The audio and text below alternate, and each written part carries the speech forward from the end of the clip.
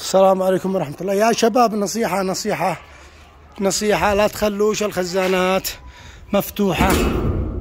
انتبهوا، تخلوا الخزانات مفتوحة. هذا مفتوح، لا تخلوش الخزان مفتوح. أمس شفت واحد رجال سبعيني يصلي في الجامع، صف أول في الجامع، شفته وأنا ماشي جنب الخزان هذا أشوف علي يدخل أحذي وجزمات.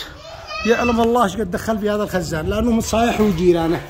نشوف الخزان، شوف هذه جزمة،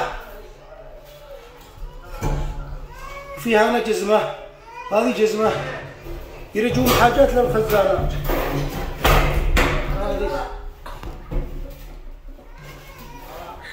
نصيحة غلقوا الخزانات، غلقوهن، يعلم الله ما زاد رجموا.